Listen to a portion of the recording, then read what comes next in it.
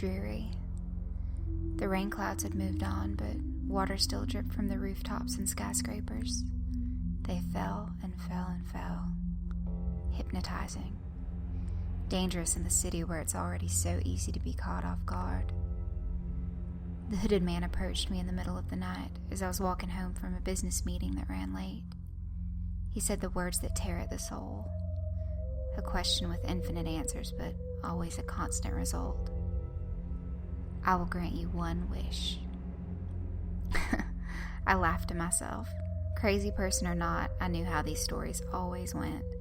Make wish, granted in a horrifying way, wisher dies. Simple as that. I'd read The Monkey's Paw. I'd seen Wishmaster. I wouldn't be so carelessly stupid. I thought myself clever when I made my wish, so innocuous that any play on it would be downright foolish. I wished for $1. Had it been a crazy person, even he could have granted this wish, but it was no crazy person. I watched as the hooded man raised his hands, cupping them around the air, and slowly pulled a single dollar into reality, as though out of a black hole. It gingerly floated down into my cupped hands. I looked at the bill, incredulous, and when I looked up, the man was gone. At home, I could do nothing but stare at the bill, unsure if I had truly seen what I thought I had. How could he have done it? Was he really a genie of some sort? Was this bill even real, or am I just dreaming? I was sure I wasn't, but these weren't the questions that bothered me the most. The thought that racked my brain endlessly was, did I just waste a legitimate supernatural wish on a single dollar? I had figured if the man was the kind of genie I'd been brought up by horror stories to believe in, that he would have created some sort of hell for me in this wish. I figured the dollar would create minimal suffering at best, but I hadn't honestly expected the wish to come true anyway. I thought I was just humoring a crazy man. But nothing has happened. The supernatural being granted me my wish and went off. I could have had anything. I could have wished for billions instead of a single dollar. I could have wished for power, to be superhuman. I could have wished for world fucking peace, but I had $1. $1. I didn't sleep that night. Hell, I didn't sleep for the next week. How could I? Every missed opportunity, embarrassing moment in my past, anything I wanted to change just zipped through my mind. Every little annoyance echoed endlessly in my head. The woman in the cubicle next to me who kept smacking her gum, I could have wished her mouth shut. The guy who kept bringing his work problems to me because he couldn't do them but still got paid more, I could have wished him to be fired. My boss, who did absolutely nothing but crap on me day in and day out, I could have wished him dead and had myself put in his place. Saturday, I went into work. The only person who works Saturdays is my boss.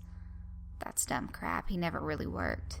He went in to bang his secretary in empty offices while his wife at home with her 2 kids believed he was at work making them a better life. She would have thanked me. The stapler on my desk would do the trick. I caught the secretary coming out of my boss's office. The back end of the stapler gassed right into her temple. She was out cold. My boss, still buttoning his pants up, tried the old trick of yelling at me and telling me I was fired to get me to stop advancing, but I could see the fear in his eyes. He couldn't even work his zipper right. I pushed him onto the desk, grabbed the fountain pen off his desk, and stabbed him in both of his eyes. This time, not so quick as a bash to the head.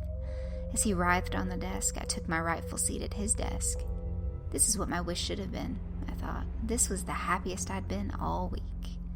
It could have been the happiest I'd ever been, as far as I could remember. Someone must have heard the screaming on one of the lower floors. We were at the top of 16 stories. Maybe it was someone else's boss screwing a secretary too, who heard us. Someone who didn't have the guts to murder for a better job. Whoever it was, I knew they heard us because I could hear the faint sound of sirens outside the building on the streets below. They probably wouldn't let me keep this job after what I'd done. I went up to the roof of the building, dragging the still twitching body of my former boss. When I got to the top, I found out I was right. Cop cars littered the street. Those are what I aimed for when I tossed the body headfirst off the building. I hit one car dead on. A cop car was always where I thought that guy belonged anyway. I heard the SWAT team bust the door open leading to the roof. I pulled the dollar bill out of my pocket. My one wish. My one clever fucking wish. I tore it in half and jumped before the SWAT team could grab me. Spending life in a cell would only create more problems I couldn't wish away. As I fell toward the pavement below, I looked down.